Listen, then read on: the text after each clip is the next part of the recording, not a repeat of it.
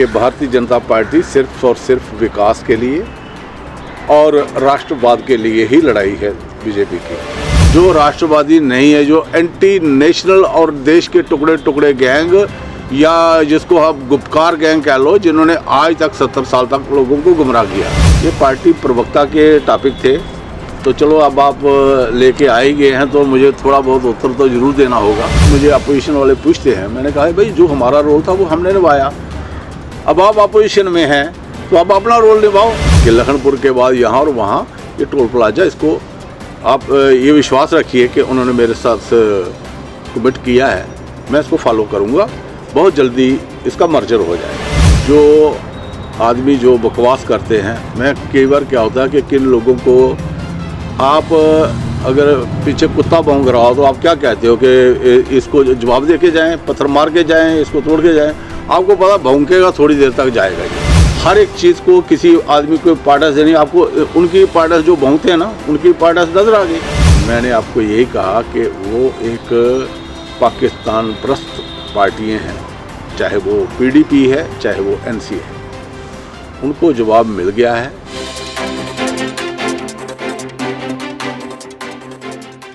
नमस्कार, आप देख रहे हैं डॉन टू डस्ट चैनल और मैं हूं शुभम लंगे। दोस्तों, आज जिस पर्सनालिटी से हम बातचीत करने उनके घर आए हैं, वह जम्मू कश्मीर की अगर बात करूं तो former minister for industries and commerce रहे हैं, एक रुतबा रखते हैं। पार्टी की अगर बात करूं तो बीजेपी में। मैं बात कर रहा हूं चंद्र प्रकाश गंगा जी की। सर, आपका बहुत बहुत स्वागत है। धन्यवाद जी। सर, हाल ही में डीडीसी के जो चुनाव रहे उसके रिजल्ट्स हमारे सामने हैं और उसकी अगर बात करें, आपकी कॉन्स्टिट्यूंसी से बात करें तो आपने एक तरफा क्लीन स्वीप रखा यहाँ पे। सर, उसके लिए तो पहले आपको बहुत बहुत शुभकामनाएं सर। धन्यवाद जी। और सर, इसी से जुड़ा हुआ सवाल मेरा आपसे ये है कि सर यहाँ एक तरफा आपने एनसी, कांग्रेस और जितनी भी तमाम पार्टियाँ आपके विरोध थी, आपने उनको बिल्कुल धूल चटा दी। और दूसरी तरफ अगर बात करें, आपके दो दिग्गज ऐसे नेता जिनका रुतबा पार्टी में काफ़ी अहम रहा, मैं बात कर रहा हूं सर श्यामराज जी की और शक्ति परिहार जी की। सर, उनको हार का सामना करना पड़ा। सर, क्या रीज़न रहा इसके पीछे? क्या लोग अब पुराने चेहरों पर उस तरीके का विश्वास नहीं रख पा रहे? क्या वो अब नए चेहरों की तरफ ध्यान दे रहे हैं? सर, क्या कहना है सर इस पर आपका? देखिए, ऐसा है कि मैं ये समझता हूँ कि हर एक जगह के समीकरण अलग होते हैं। ऐसा नहीं है, अच्छा परफॉर्म किया है और जो वोट परसेंटेज रही है वो भी बहुत अच्छी रही है। लेकिन मैंने वही कहा कि कहीं कहीं कोई समीकरण ऐसे बन जाते हैं जो उसकी वजह से हुआ होगा। सर, डीडीसी इलेक्शंस की अगर बात करें तो इंडिपेंडेंस और एक ऐसी पार्टी जो अभी नई समीकरण में आई जिसका नाम है अपनी पार्टी, सर, उन दोनों ने भी अच्छा परफॉर्मेंस किया और इंडिपेंडेंस की वजह से आज हम देख पाएंगे और आने वाले समय में जब चेयरमैन फॉर्मेशन रहेगी तो इनका अहम रोल रहेगा। सर, आपका क्या? क्योंकि लोगों का कहना है जिस दिन अपनी पार्टी जो फॉर्मेशन में आई उस समय साफ साफ लोग ये कयास लगा रहे थे कि ये पार्ट टू पार्टी बीजेपी की है कि और आने वाले समय में बीजेपी के साथ अलायंस में दिखेगी। सर, और अगर फार्मर बात करें, हमारे chief minister of Jammu Kashmir Omar Abdullah ji की, उन्होंने साफ साफ ट्विटर पर ट्वीट करके ये भी कहा कि बीजेपी जो है वो अपनी सेकेंड पार्टी, अपनी पार्टी के साथ मिलकर कैंडिडेट्स जो इंडिपेंडेंट हैं उनको अपनी तरफ खींच रही है, फिरोध की जा रही है। सर, आपका क्या कहना है इस पर? देखो, ऐसा है कि भारतीय जनता पार्टी सिर्फ और सिर्फ विकास के लिए और राष्ट्रवाद के लिए ही लड़ाई है बीजेपी की। मैं कोई क्या कहता है, हमें उससे कोई मतलब नहीं है। यहाँ तक तल्लुक है डीडीसी का, आप जानते हो डीडीसी का मतलब क्या है? District development council. अच्छा विकास देने के लिए अगर लाइट माइंडेड जो इंडिपेंडेंट है, अगर उनकी ज़रूरत पड़ती है जिसमें हमारी जो विचारधारा के विरुद्ध है, उनसे कतई समझौता नहीं होगा हमारी पार्टी का। लाइट माइंडेड कोई भी आदमी जो है, हमें विकास करवाना है तो विकास के लिए आप सिर्फ जानते हो कि डीडीसी का मीनिंग ही यही है कि जो हमारा 3 टियर सिस्टम है उसको स्ट्रॉन्ग करना। तो उसके लिए अगर हमें लाइट माइंडेड लोगों की या इंडिपेंडेंट की ज़रूरत पड़ती है तो पार्टी फैसला लेगी उस पर। वो पार्टी की विचारधारा में ऑलरेडी है वो। सर भारतीय जनता पार्टी की बात करें, झूठी जब बना और उस समय प्राइम मिनिस्टर ऑफ इंडिया और हमारे होम मिनिस्टर साहब ने पार्लियामेंट में ये बोला कि जम्मू के यूथ को नई अपॉर्चुनिटीज़ मुहैया करवाई जाएंगी। सर अब बात करते हैं यूथ के ऊपर, और जैसे डीडीसी के चुनाव रहे उसमें कश्मीर में फर्स्ट टाइम आपने सर 3 सीट्स जो हैं वो डीडीसी में जीते सर, और आपका अच्छा प्रदर्शन, वोट शेयर भी आपका बड़ा वहाँ पे। सर मैं जानना चाहता हूँ आपसे कि अभी हाल ही में कुछ दिन पहले जो है वो पोस्ट निकली हैं एग्रीकल्चर में, और उसमें अगर पोस्ट की बात करूं तो 156 पोस्टें दी गई हैं, जिसमें सिर्फ और सिर्फ 20 पोस्टें जो है वो जम्मू डिवीज़न के लिए और 136 पोस्टें जो है वो कश्मीर डिवीज़न के लिए। सर इसका क्या मतलब समझें कि भारतीय जनता पार्टी अब अपना रुख जो है वो कश्मीर की तरफ, और उन लोगों को खुश करने के लिए ये इतनी सारी पोस्टें वहाँ पर दी जा रही हैं, जम्मू के लिए कोई इस तरीके का कोई पॉलिसी नहीं सर? देखिए, मैं ये समझता हूँ कि ये जो डिवाइड वाली पॉलिसी है इसको दरकिनार करना चाहिए। जब वैकेंसीज निकलती है वो फीडबैक उन डायरेक्टर से ली जाती है कि आपके पास कितनी पोस्ट खाली है, तो मैं भी हो सकता है कि वहाँ पोस्ट खाली ज़्यादा हुई हूँ, तो इसको अदरवाइज नहीं लेना चाहिए। देखिए, हमने आज तक बहुत खेल खेला है और मैं ये चाहता हूँ कि ये खेल बंद होना चाहिए। अब एक ही खेल होना चाहिए, राष्ट्रवादी और जो राष्ट्रवादी नहीं है, जो एंटी नेशनल और देश के टुकड़े टुकड़े गैंग, या जिसको आप गुपकार गैंग कह लो, जिन्होंने आज तक 70 साल तक लोगों को गुमराह किया, इन चीज़ों को अब एक साइड में रखना चाहिए। मैं ये कहता हूँ, दावे के साथ कहता हूँ कि ना ही इनजस्टिस जम्मू के साथ होगा, ना ही कश्मीर के साथ होगा। और कश्मीर में जो राष्ट्रवादी ताकतें उभर के आ रही है, मेरी आपसे भी निवेदन है कि उन लोगों को इनकरेज जरूर करना चाहिए जिन लोगों ने तिरंगे को थाम के भारत माता की जय के नारे वहाँ लगाए हैं। कई लोग तो कहते हैं कि भारत माता की जय बोलना भी गुनाह है, लेकिन वहाँ भारत माता की जय भी बोला गया, वंदे मातरम भी बोला गया, और उसका मतलब आप सीधा जानते हो, भारत माता मीन्स कि हमारी जो जन्मभूमि है उसको नमस्कार।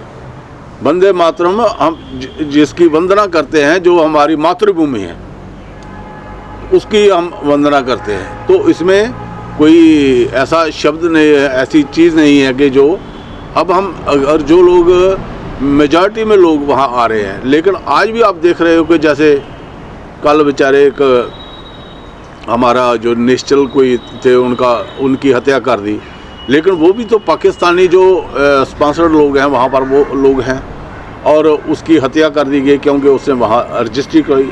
वो पहले भी काम कर रहा था, लेकिन ये जो लोग हैं अलगाववाद जिनके सर पे सवार है, और इतना उनको खतरा आ गया कि एक आदमी की रजिस्ट्री हो गई, तो मैं ये समझता हूँ कि उनका ये सोचना जो है ये बड़ा गलत है, और आने वाले समय में इन लोगों को भुगतना पड़ेगा, और जम्मू कश्मीर की जो खाई है उसको अब भरना जो है वो ज़्यादा अच्छा रहेगा। सर डिलिमिटेशन कमीशन वो जम्मू में सक्रिय है, और आने वाले समय, क्योंकि डीडीसी के चुनाव तो मुकम्मल हो गए, अब आने वाले समय में कब तक हमें जो है वो असेंबली इलेक्शंस देखने को मिल सकती हैं? क्योंकि डीडीसी में आपकी पार्टी का बहुत अच्छा प्रदर्शन रहा, और आने वाले समय में क्या लगता है सर, डिलिमिटेशन जो है उसके बाद ये चुनाव देखने को मिल सकते हैं कि उससे पहले भी ये हमें मिल सकता है? देखिए, ऐसा है कि एक तो आपने जितने भी टॉपिक मेरे से डिस्कस किए हैं, बेसिकली ये पार्टी प्रवक्ता के टॉपिक थे, तो चलो अब आप लेके आ ही गए हैं तो मुझे थोड़ा बहुत उत्तर तो ज़रूर देना होगा जी। ये चीज़ें जो हैं ये पार्टी का कोर ग्रुप है उसमें डिसाइड होती हैं। दूसरा, ये खासकर जो सवाल आपने पूछा है, ये तो इलेक्शन कमीशन ऑफ इंडिया का सारा वो है, उसमें पार्टी का और उसका जो कोई नहीं है। हाँ, उसमें मैं ये ज़रूर कह सकता हूँ प्राइम मिनिस्टर साहब का हो सकता है, होम मिनिस्टर साहब की राय हो सकती है उसमें, लेकिन ये जो काम है ये इलेक्शन कमीशन का काम है, तो आप इसको मुझे कहाँ घसीट रहे हो। चलिए सर, आपकी कॉन्स्टिट्यूंसी की बात करते हैं। आप जिस कॉन्स्टिट्यूंसी से आते हैं सर, और टोल प्लाजास की बात करते हैं सर, हाल ही में बहुत चर्चित मुद्दा ये बना रहा और सुर्खियों में बटोरी इसने काफ़ी सारी सर। 2014 एक ऐसा साल सर जब आप अपोजिशन में थे, आप और आपके पार्टी वर्कर्स सर, सरोवर में जो टोल प्लाजा लगा उसको उखाड़ने में आप कामयाब रहे और लोगों ने काफ़ी सराहा उस कदम को सर। लेकिन सर अब आपके ही कॉन्स्टिट्यूंसी के 1.5 किलोमीटर के अंदर एक और टोल प्लाजा जो है वो लगाया गया सर। लोगों का ये कहना है कि चंद्र प्रकाश गंगा जी जब अपोजिशन में थे तब बहुत ताकतवर थे, उस समय उनकी बात जो थी वो एक उनको उसकी उनकी बात को जो है बड़े संज्ञान में लिया जाता था, लेकिन अब उस तरीके का जब वो पार्टी में आए, जब वो मिनिस्टर बने, तब उनका जो ताकत है वो कम होगी सर, ऐसा क्यों सर? नहीं, ऐसा नहीं है। देखिए बेसिकली क्या है कि आपको पता ही है कि टोल के बगैर तो रोड चलेंगी नहीं। तो जो अपोजिशन का रोल है, कई बार मुझे अपोजिशन वाले पूछते हैं, मैंने कहा भाई जो हमारा रोल था वो हमने निभाया, अब आप अपोजिशन में हैं तो आप अपना रोल निभाओ, आप मुझे क्यों पूछते हो इस चीज़ के लिए। हाँ, अलबत्ता मैं ये चीज़ ज़रूर कहना चाहता हूँ कि मैंने सरफेस ट्रांसपोर्ट मिनिस्टर जो हैं जनरल साहब, उनसे बात की है, तो मैंने उनको कहा कि आप इसका मर्जर कर दो, एक टोल रख दो, और बेसिकली रेवेन्यू पूरा करने के लिए। और मैं ये दावे के साथ कहता हूँ, अगर हमारी कल को जैसे आप बात कर रहे हो कोई सरकार आती है, अपलोड गवर्नमेंट आती है, तो इन चीज़ों पर मुद्दा बन सकता है कि उस पर या तेल पर ही सेस लगा के, क्योंकि आपको पता रोड जो भी बननी है उसके लिए फंड्स जो है वो, क्योंकि अगर 11 लाख करोड़ का टारगेट है, आपने नितिन गडकरी जी को सुना होगा जी, तो फिर तो सारे देश की डेवलपमेंट रुक जाएगी, सड़कें बनना बंद हो जाएगी। ये तो देश को बियर कर रहा है। आप हमें उन देशों से भी सीखना चाहिए जो लोग खाना खाते हैं तो बिल लेते हैं साथ में, 12% टैक्स देते हैं। उन देशों में टैक्स कलेक्शन इतनी होती है। आज आप देखिए छोटी सी चीज़ है, प्राइम मिनिस्टर मोदी जी ने हर आदमी को यहाँ पर 5 लाख का इंश्योरेंस दे दिया, उसमें आप भी कवर हो, मैं भी कवर हूँ। हमने तो नहीं लिया वो बात अलग है, आपने नहीं लिया होगा वो बात अलग है, जिसने अपनी इच्छा से नहीं लिया। लेकिन उसने, मोदी जी ने तो ये कहा ना कि पूरे स्टेट को हमने इसको कवर करते हैं। भाई साहब, हमने इतनी नज़दीक से देखा हुआ लोगों को, मैं गांव में रहता हूँ, रोज़ हमारे पास कोई ना कोई ऐसा आता था जो अपने बच्चे को गोदी में लेके आते थे, जी ये पेस मेकर पढ़ना, मेरा बच्चा छोटा है, अभी 1.5 लाख का खर्चा है, मैं कहाँ से दूंगी। उन माओं को पूछो। आज भी मैं किसी आदमी के पास 2-3 दिन पहले गया था, तो उसकी कोई भतीजी को प्रॉब्लम थी, तो वो कहने लगा जी मैं खाली हो गया हूँ, कंगाल हो गया। अब हम देखते थे कि बाहर की, जब हम न्यूज़ सुनते थे बाहर कंट्री की, हम कहते थे कि वहाँ आदमी सिक्योर है जी, उसका मेडिकल फ्री है, किसी ने प्राइवेट इलाज कराना वो बात अलग है। अदरवाइज हर एक आदमी जो है वहाँ सिक्योर है मेडिकली, उसको हर ट्रीटमेंट जो है वो सरकार की तरफ से मिलता है।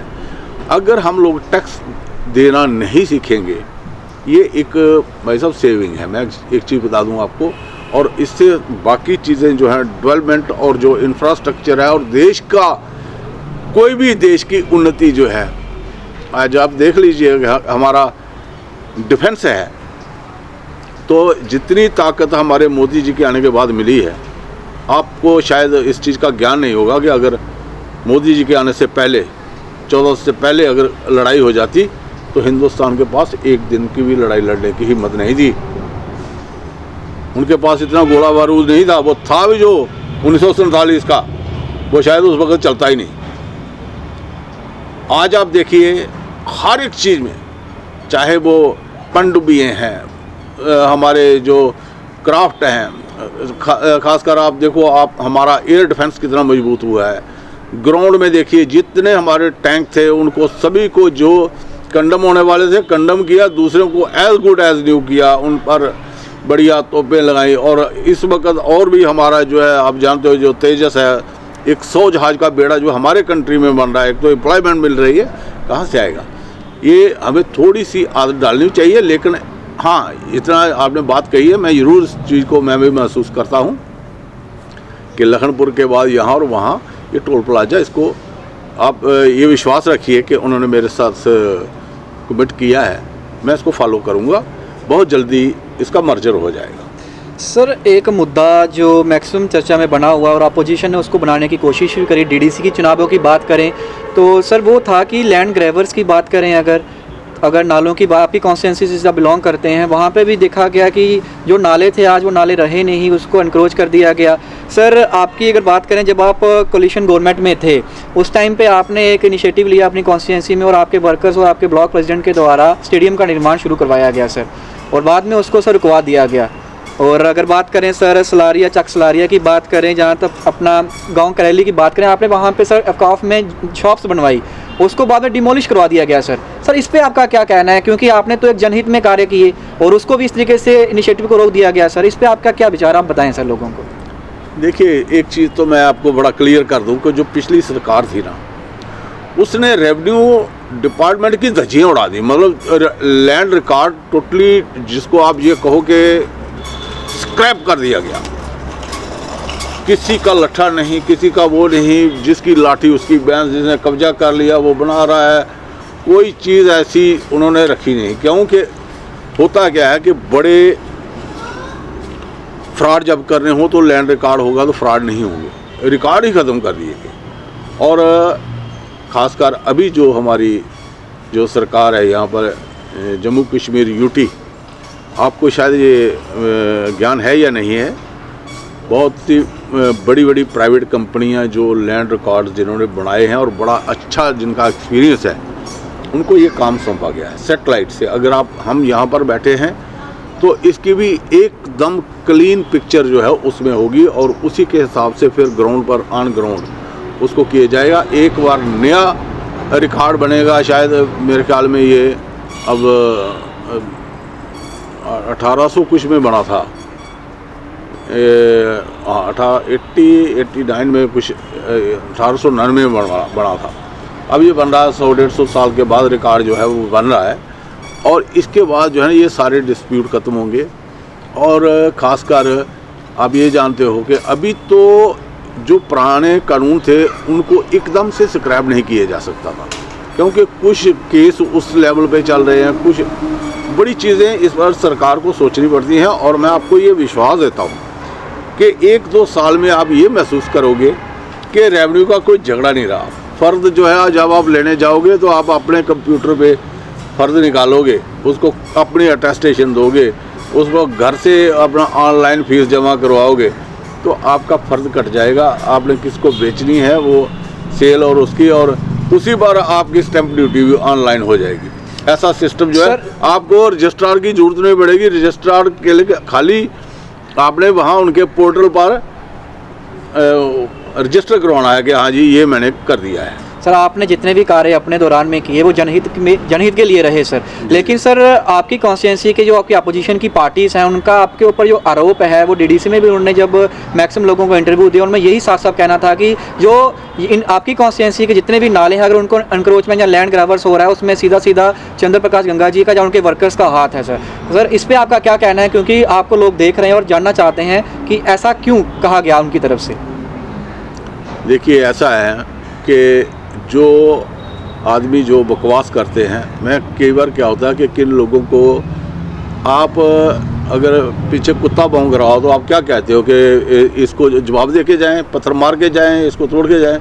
आपको पता भौंकेगा थोड़ी देर तक जाएगा। ये हर एक चीज़ को किसी आदमी को पार्टस देनी, आपको उनकी पार्टस जो भौंकते हैं ना उनकी पार्टस नज़र आ गई। जहाँ तक नालों का ताल्लुक़ है तो ये किसी भी हमारे वर्कर ने या किसी भी इंसान ने अगर किए हों तो मैं उसका जवाबदेही हूँ। क्या आप ये कह सकते हो कि आपके फलाने वर्कर ने या उसने ये नाला ये कवर किया हुआ है? ये सारी जो है ये मनगढ़ंत कहानियाँ हैं। और जो अपोजिशन जिनकी आप कर रहे हो उनकी परफॉर्मेंस नज़र आ गई आपको कि यहाँ पर 1.25 लाख 1.5 लाख वोट है, लिए होंगे मेरे ख्याल में ज़्यादा से ज़्यादा सभी 7 सीटों में 1000 वोट लिया होगा। ये उनकी परफॉर्मेंस है। तो बात करने का हक तो उसको होता है कि ये आदमी ब्लैकमेलर होते हैं जी। तो उनका ब्लैकमेलिंग चलता है। किसी अफसर के पास गए, उसको तंग किया, फलाना किया, ये किया, वो किया।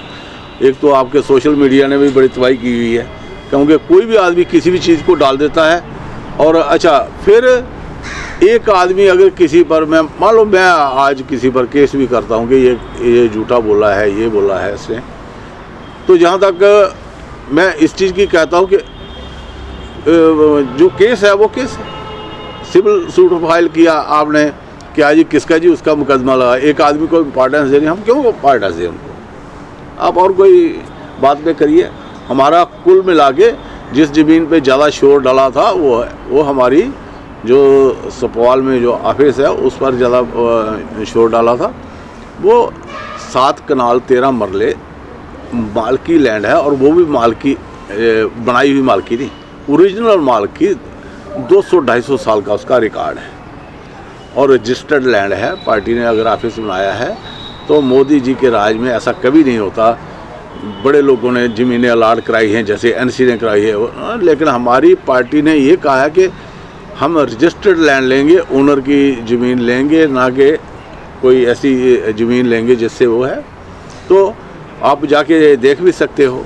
हाँ, उसको नाला जो है वो वहाँ बनाया है, अच्छी तरह से उसका पानी निकाला है। वो भी जिसको बात करने के लिए कोई ना हो, जो मर्जी कहता रहे। सर, अभी डीडीसी में आपकी पार्टी जो है वो कश्मीर और जम्मू में काफ़ी अच्छा प्रदर्शन रहा, उसका बोर्ड शेयर की बात करें वो भी काफ़ी सही रहा उसका।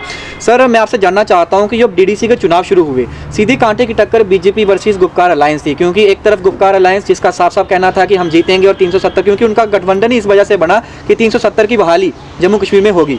सर, आपका बीजेपी का साफ साफ कहना था कि लोग खुश नहीं थे, लोगों ने हमारे इस 370 को अबॉर्शन जो किया उसमें हमारा साथ दिया। सर लेकिन जैसे ही रिजल्ट्स आए, रिजल्ट्स में गुपकार अलायंस की जो सीट्स थी, नंबर ऑफ सीट्स, वो आपसे ज़्यादा रही सर। भले ही आपकी पार्टी सिंगल मेजॉरिटी पार्टी रही, बट वो ज़्यादा सीट लेने में कामयाब रहे। सर, क्या समझा जाए इसको कि लोग जो हैं 370 की बहाली को चाहते हैं, इसलिए उनको इतनी सीटें दी गई? देखिए, ऐसा है कि मैंने आपको यही कहा कि वो एक पाकिस्तान प्रस्त पार्टियां हैं, चाहे वो पीडीपी है चाहे वो एनसी है, उनको जवाब मिल गया है। ये जो आप यहाँ की सीटों की बात कर रहे हो कि आज भी उनके पास गन वाले लोग हैं, दबाव के साथ उन लोगों के साथ वो लड़ते हैं। मैं कश्मीर की टेंडेंसी आपको बता देता हूँ, ये आप अपने इसी टेनर में देखोगे बड़े आराम से। एक बार किसी ने बख्शी गुलाम मोहम्मद को पूछा कि आपके साथ कितने लोग हैं, उसने कहा उस वक्त लगभग 40 लाख थे लोग वहाँ के कश्मीर में। उसने कहा मेरे साथ 40 लाख हैं। तो उसने कहा शेख अब्दुल्ला के साथ, उसने कहा 40 लाख। ये जहाँ जाएंगे ना, इनमें भेड़ चाल है, और आज वो भेड़ चाल जो है ख़त्म हो रही है। पहली बार ऐसा हुआ है कि लोगों ने राष्ट्रवाद को अपनाया है। वो 40 लाख वाली बात ख़त्म हो गई। आप ये शुक्र मनाओ कि हमारे राष्ट्रवादी जो लोग हैं उन्होंने कितना अच्छा परफॉर्म किया। आप उस पर फोकस कीजिए। ये बदलाव ऐसे आएगा, जिस दिन वो बदलाव आया, मैं ये कहता हूँ दावे के साथ, ये जो दहशतगर्द, कहीं भी कोई दहशतगर्द होता है। एक बार था जम्मू में, लगता था कि ये बदमाशों का ही शहर हो गया है, ये फलाना जी गैंग, फलाना ये, अब उनके नाम नहीं लेना चाहता मैं, ये फलाने का गैंग, ये फलाने का गैंग, ये कैंप का गैंग, ये काली चन्नी का गैंग, ये बड़े बड़े गैंग बन गए और गुंडागर्दी होती थी। वहाँ बैठे जी रेस्टोरेंट में चर्चा होती थी, कौन है जी ये फलाना जी, वो बदमाश नहीं है, ये उसका राइट हैंड है जी। अच्छा अच्छा अच्छा अच्छा, बस जिस दिन गवर्नमेंट ने चाहा तो सारे गैंग ख़त्म हो गए। जम्मू फिर नॉर्मेसी पे आ गया। आज कश्मीर में बिल्कुल वही पोजीशन है। मुझे कहने में कोई संकोच भी नहीं है। देखिए, कश्मीर में जो मजहबी कट्टरता जो भरी गई है, ये सारी जमात इस्लामी का काम है। उन्होंने भी यहाँ जहर बोया। हमारे लोग इतने अच्छे हैं, इतना हमारा भाईचारा है, लेकिन कभी वो दिमाग में वो चीज़ें, फतूर जब आ जाता है ना, तो वो उसमें आ जाते हैं। मतलब कोई मजहबी कट्टरता एक ऐसी चीज़ होती है कि जैसे में आदमी फंस जाता है, कभी ट्रैप में आ जाता है, ये मैं शब्द यूज़ करूँगा। लेकिन अब लोग उस ट्रैप से निकलना चाहते हैं। कश्मीर वालों ने तो भुगत लिया, अब जम्मू के लोग जो हैं वो तो पहले ही समझो राष्ट्रवादी हैं, जो थोड़े बहुत हैं। जब गवर्नमेंट सख्त होगी तो ये नॉर्मेसी आएगी, एकदम लोग उभर के राष्ट्रवाद की तरफ भागेंगे कि हमें देश चाहिए, हमें डेवलपमेंट चाहिए, हमें शांति चाहिए। सर, ये गन कल्चर जो है इसको कोई नहीं चाहता है। सर, आखिर में आपसे मैं ये जानना चाहता हूँ, और 4G 1 साल से ज़्यादा हो गया सर। और जम्मू की यूथ की बात करें तो एजुकेशन सिस्टम बिल्कुल बहाल है, उस तरीके से हम कर नहीं पा रहे। क्योंकि अगर एक मिडिल क्लास बात करें तो उसके पास इतने पैसे नहीं कि वो मॉडेम लगवाए घर पर वाईफाई से अपनी स्टडीज़ करे सर। बच्चों की स्टडीज़ पर असर पड़ रहा है। अनएम्प्लॉयमेंट बच्चा अगर ऑनलाइन क्लासेस ले रहा है वो भी अच्छे से नहीं ले पा रहा। 2G के ऊपर बात कर रहा हूँ। हालांकि 2 डिस्ट्रिक्ट्स में 4G जो है वो शुरू कर दिया गया सर। बाकी डिस्ट्रिक्ट्स का क्या कसूर है सर? उन बच्चों को कब न्याय मिलेगा और उनकी पढ़ाई जो है वो कब अपनी फिर से शुरू कर पाएंगे? बच्चे आपको देख रहे हैं सर। मैं इस सवाल आपसे इसलिए पूछ रहा हूँ क्योंकि आपका जो कद है पार्टी में वो रुतबा बहुत अहम है और आपकी आवाज़ जो है वो लोग काफ़ी पसंद करते हैं और आपने बड़े जनहित में कार्य भी किए लोगों से। सर आप बताएं लोगों को कि कब ये बहाल होगा, हमें फिर से कब 4G मिलेगा सर? देखिए, ऐसा है कि मुझे तो आशा है कि बहुत जल्दी मिलेगा। आपको एक चीज़ का विश्वास रखना चाहिए सबसे पहले, क्योंकि अब हमारा जम्मू एंड कश्मीर जो है यूनियन टेरिटरी है। अब इसको कौन देख रहा है ये आपको पता है। होम मिनिस्ट्री देख रही है, प्राइम मिनिस्टर देख रहे हैं डायरेक्टली। जितनी फीडबैक उनको जाती है शायद आप सोच नहीं सकते होंगे कि दिन को कितनी जाती हैं, मंथली कितनी जाती हैं, वीकली कितनी जाती हैं। उनके पास हर चीज़ की फीडबैक है, कहाँ ज़रूरत है, कैसे करना है। और आपने देखा होगा कि न्यूज़ में आ रहा है बहुत जल्दी ये 4G जो है बहाल होगा। कहाँ कहाँ इसके बैड इफ़ेक्ट हो सकते हैं अब, क्योंकि कई चीज़ों में अब जितना ये फास्ट होगा तो उतनी कई बार चीज़ें फास्ट भी फिर बाद में ये करना है कि इसको ये डिस्ट्रिक्ट बंद कर दो, वो बंद कर दो, ऐसा करो, यहाँ पर ये हो गया, यहाँ पर ये इतने लोग से सक्रिय हुए। क्योंकि आजकल तो आपको पता ही है सारा मॉनिटर होता है जी। तो मुझे ये आशा है कि बहुत जल्दी 4G बहाल होने वाला है। बहुत बहुत शुक्रिया सर, आपने कीमती समय अपना हमें दिया। तो ये थे हमारे बीच में चंद्र प्रकाश गंगा जी, जिन्होंने अपनी साफ बातें हमारे बीच में रखी और टोल से लेके बात करी सर से। सर ने साफ कहा कि हमारी बात हाईकमान से हुई है और उनका हमने अपनी पेशकश उनके सामने रखी है। इस पे जल्दी कुछ अच्छा फैसला हमें देखने को मिलेगा। 4G को लेके भी सर ने हमारे बीच में बयान दिया अपना और कहा कि जल्द ही 4G जो है वो जम्मू कश्मीर में बहाल होने के संकेत भी दिए। तो ये आज की पर्सनैलिटी हमारे बीच में थे जिनसे हमारी खास बातचीत थी। और फिर मिलेंगे आपसे एक नई शख्स के साथ, एक नई पर्सनैलिटी के साथ। तब तक के लिए दीजिए मुझे इजाज़त। धन्यवाद।